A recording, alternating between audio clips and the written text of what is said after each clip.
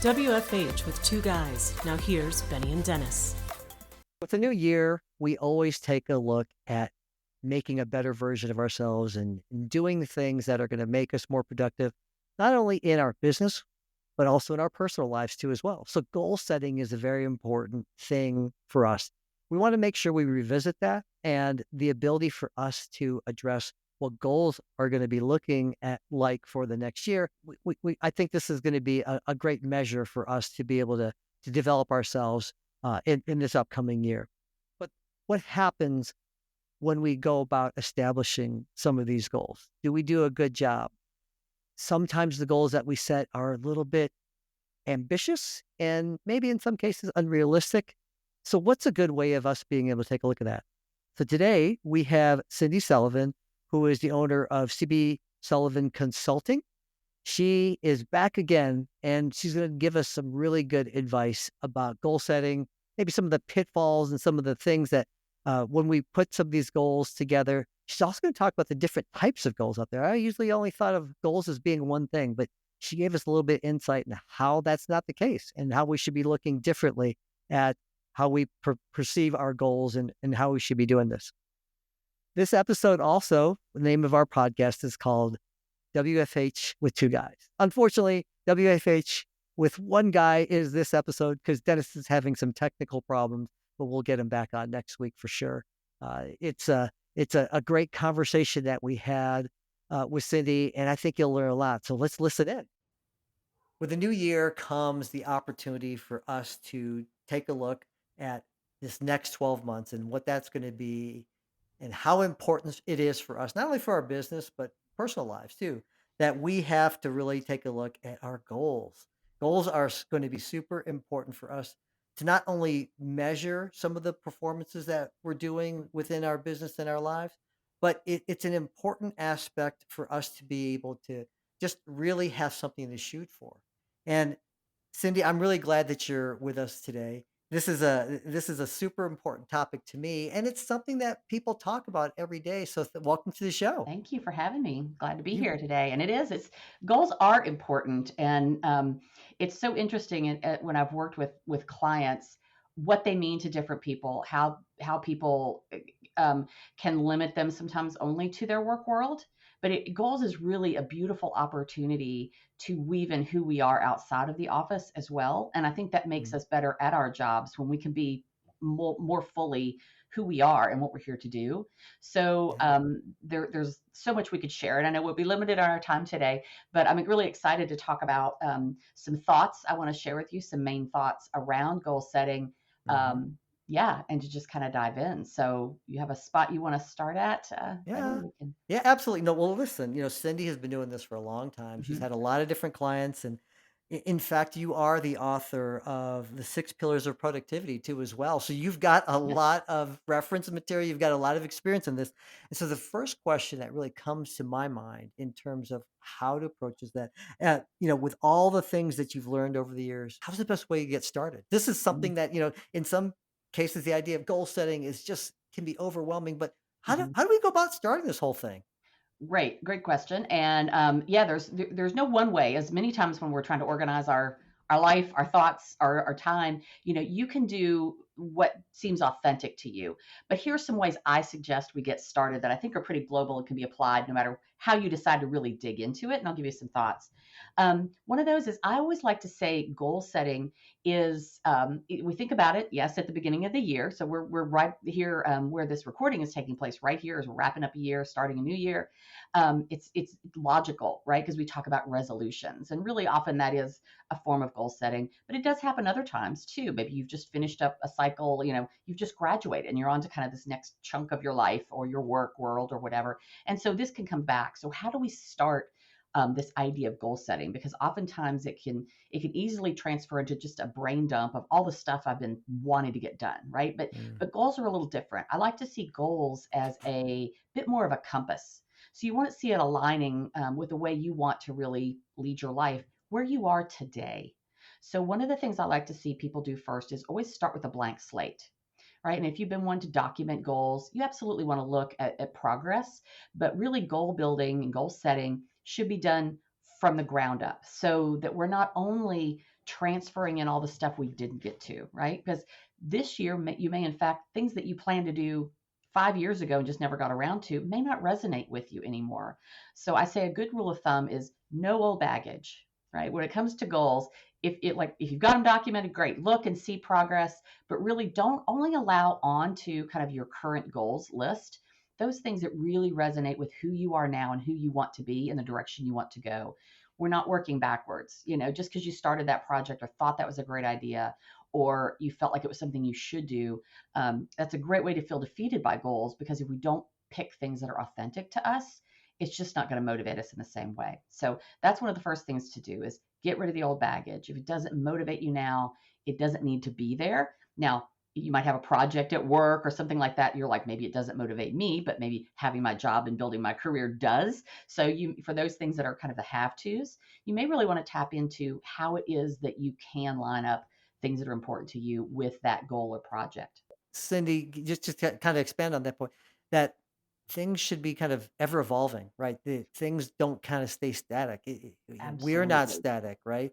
Right, right. Absolutely. And I've seen so many clients get holed up and really beat themselves up or not doing things. But when they really get down to it, it doesn't resonate with them. It's something they felt like they should do in their role, or they saw lots of other colleagues or people in this line of business take that Ah, particular step. And so they've got to enact it. And then they, it's really demotivating because they can't get started, or they're just not motivated by it, and so they don't take action.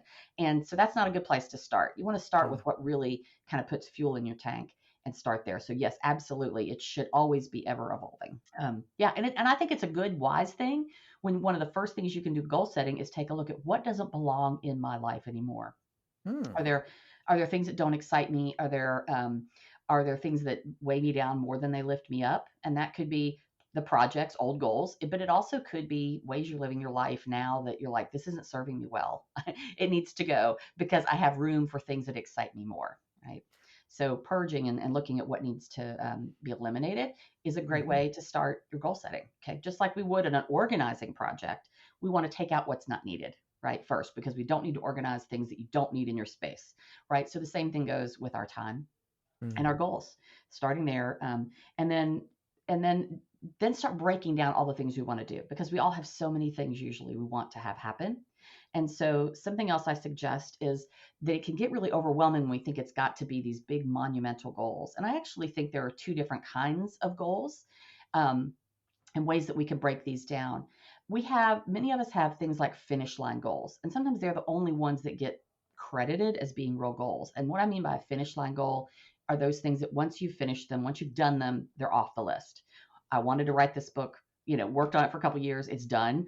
That's finished. I'll never rewrite this book. I check it off, right? You Mhm. always had that goal of taking a trip to Alaska or going back to college, whatever it is. When you're done, right?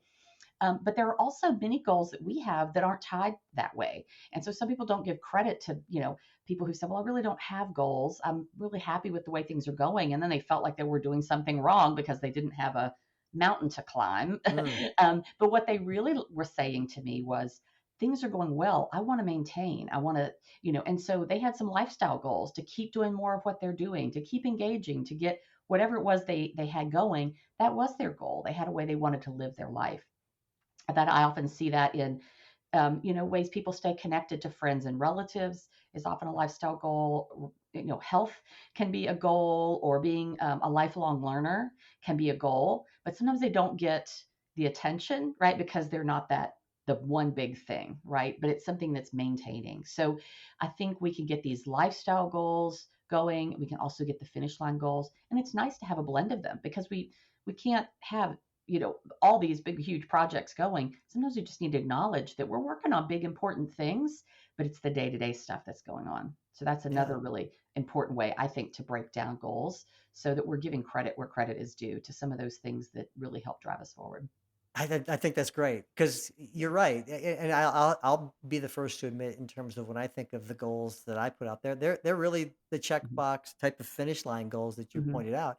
But along the lines, yeah, if I'm wanting to make sure that I'm, every 3 months, I want to go and visit a dear friend who might not be in the local area. But I want it 4 times a year. That's Mm, something that, I'm good. going to want to do. And then maybe if like I want to maintain a weight, it's not like, okay, I lost the weight, I'm done. No. Exactly. Exactly. Health doesn't stay stagnant either, Right, right. Yeah. Exactly. Yeah, you gotta Gotta, keep at it. yeah. Well, Right.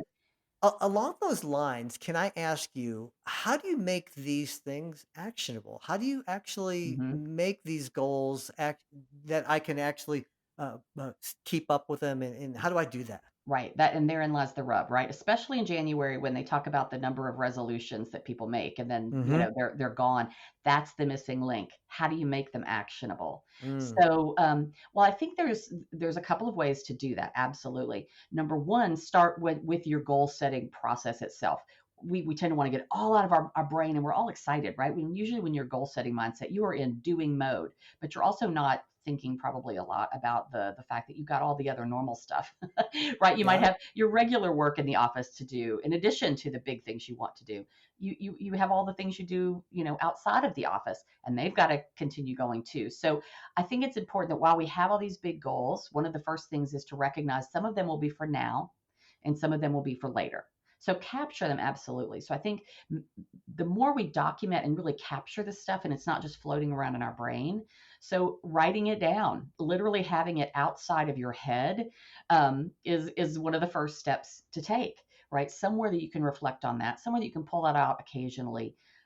Whether it's a document you keep up, whether I like visual things that I'm going to physically touch, so I like lists. Um, We'll keep them on my planner. I put some of them in a database, but that's just, all of us are different. Wherever you're going to see these things, you've got to keep them documented. And then it's always good to share them with other people. I think that helps making them manageable and possibly even enlisting an accountability, somebody that can help you with some accountability. Mm-hmm. That's going to make it an actionable too. So that's the kind of the high level. Once you've got your list of things that, and that doesn't mean a list of 20. Maybe you've got a couple in both columns of lifestyle and finish line goals, the things you're working on, but you do you. Some people get really excited and have a big list, but understand that some are going to be for now, some are going to be for later. So start breaking them down in that way. And be sure to get them out there, document them, and you got to connect with them regularly.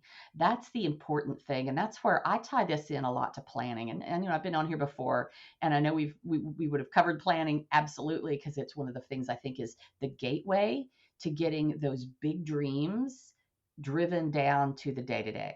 So Mm, you've got to have a method of what's going to work for you because oftentimes our internal goals, what people will tell me is, everybody else is when I've got a commitment to somebody else, right? I've got something due to somebody else, or I've got a meeting with somebody else. That always seems to win, right? Our stuff gets put on the back burner, and that happens right. so often, and sometimes appropriately so, right? If you're working on a deadline, I'm not saying you have to touch these things even daily, but I think sometimes people forget they can take one step at a time, so trying not to bite off, you don't necessarily need to dedicate huge amounts of time, but you can make progress. It's always amazing how much you can do on even those big, climb a mountain finish line goals, right? You can be working a little bit alongside everything else. So find a way that you want to drill that down to the everyday, or every week. Maybe it's once a month, maybe it's once a quarter. Like, you Mm, had a great example, right? That's one of those things it's easy to lose sight of, right? So how are you going to make sure that happens? That's the big thing. Planning for me is where a lot of that happens because part of the planning process is to look at some of the bigger goals we have and go, that's, I haven't touched that in a couple of weeks because I've had, it's whether it's holiday time or I've been on vacation. Now it's time for me to think, what's the next piece of that? mm-hmm. So understand how you're going to drive that down, whether it's scheduling chunks of time or just periodically revisiting it and diving into some of those, I think is helpful and eliminates some of that overwhelm because you can take steps. Another piece is how we break down those large projects into what's next, Mm, right? Um, because I didn't sit down to, today I'm going to write a book. I sat down to work on a section or to spend an hour in between, a couple of meetings I had to reconnect with my outline. You might periodically I've got to figure out who is it I'm going to make a point of visiting this year that doesn't live in my city. Let me mm, see who do I want it to be next. Then maybe, one week you get on a phone call or email them and say, I want to come for a visit. So mm-hmm. you've got to break things down into really small chunks, so that they become actionable and you don't see that big thing on your plan for the day and think, oh my gosh, that looks too large. That's one of the main reasons people procrastinate, is Yeah. because they're not actionable due to other people, and the work we've given ourselves is too broad, right? You go into your day and it's too large. So we've got to Well, think about what are the little pieces. can I ask that? I mean, because that's a really good point, and you really gave a great example of like writing a book, and Mhm. that might be a goal, and people say Right. that's a checkbox finish Hmm. line goal for me. But the truth Hmm. of it is that we should have that as the ultimate goal, but below that would say, okay, in the first month, as an example, I want to write 4 chapters, Hmm. and I want to make sure that I have it to proofread by such and such date, and I want it to be in the hands of my publisher, my ex. Hmm. My those are that's what you're talking about, right? Yeah. Those are because we can get frustrated if it's just like, Yeah. okay, I'm going to run a marathon tomorrow, and I haven't been off the couch in 5 years. Exactly. And that's another great example. Right, and that's why I team in the pillars of my book, I put together planning, or excuse me, goals, but also within goals is not only what the goal is, but how to get there. Because some people do, Mm, they know their goal, but they don't know what's next. I didn't know how to write a book. mm, And so I really had to just kind of get some words on paper, but then there was a lot of it I just kind of had to figure out, ask people for resources. I mean, it even is, it can be a timeline driven when people have all the knowledge they need, but a lot of times identifying what you need that you don't have in order to accomplish the goal is one of the pieces too. mm, So yeah, it's having the thought, it's understanding what kind of time frame you're wanting. If it's important for some people, time frame is incredibly important, and they're time driven because they like the time driven. Other people are like, I don't know how long it's going to take, but I really need to know what's the next smallest chunk. And to make it much more actionable, you need to have something that's kind of measurable and that's singular in focus, right? Because sometimes people will say, oh, well, I was going to write that draft, or I wanted to write that one piece of it. But really, before I even did that, maybe I needed to do research. Maybe I needed to go back and look at courses I'd given on webinars I've given and pull ideas I had for that. So really getting it down to granular stages makes things more relatable. And so sometimes when I've worked in goal setting sessions with my clients, that's what we've done. They've got in their mind and in their heart what's important to them, whether it's a mm. work project, a personal thing they want to accomplish, lifestyle goal, whatever the case is. But we work to make it tangible because that's where you see that action happen. How are Mm. you going to implement it? How much time do you have or want to dedicate to this? Is it part of your work expectations, or is this extra and beyond your work expectations? Right? Some people Right. think of goals something that's very much on their radar and their manager's radar, their customer's radar, right? So that's going to move forward differently than the things that you're thinking, I've really wanted to reevaluate maybe the vendors I'm using in my business. That's much more of a deep thought work kind of, and you're probably doing it more internally for you, or it's kind of an extra project. Those Mhm. build in differently. So we need to think about how much is doable within any given week, time frame, month, quarter, however you want to break that out. So being really specific is going to help, and being realistic about how much you can accomplish. You're giving me a lot of food for thought here, and as you were talking, it really kind of brings the idea to me about like a goal, and I've been involved in different organizations, and we talk about a big, hairy, audacious goal that we want to shoot for. I want to, Yeah. I want my business to achieve $10 million a year in top line revenue, Hmm. but right now I'm at $15,000 a year in Yeah. revenues.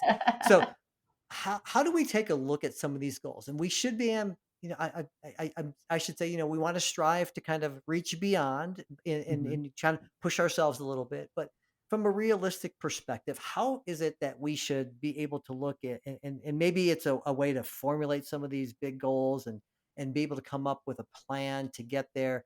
Do we look at reassessing it? So if as an example, if I'm just starting out in my Hmm. business and I really ultimately down the road, I do want to have a $10 million a year business, but that's not going to be in 2025. Mhm. Right. It's going to take some time. Mhm. How do I create how do I achieve a goal that's realistic, that's not going to demotivate me because I Mhm. didn't hit that huge goal? Right. And what are some of those steps? I want to avoid some of those pitfalls. Yeah, yeah, and that's a great question because I think this falls into the area of there are things we can set our sights so high, but Mm. some things aren't going to be as realistic as others. When we are fully encompassed with the knowledge of how to enact our goal, we can be more realistic. But it's when it's something that it's new to us, right? We're brand new in our business, and we're wanting it to grow. We may not know. So I put that in that category of like, where might I need more knowledge about these goals I'm setting for myself? So that might be one of the things to talk to people who are experts in that field, to find somebody who does know.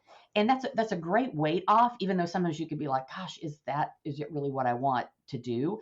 I mean, that is actionable, going out there and looking for the resources, but they may tell you something that's maybe not as realistic, because I think unrealistic goals and trying to act like we're going to accomplish something way too fast is setting us up to be very demotivated. As you said, we don't want to shoot ourselves in the foot before we even get out of the gate.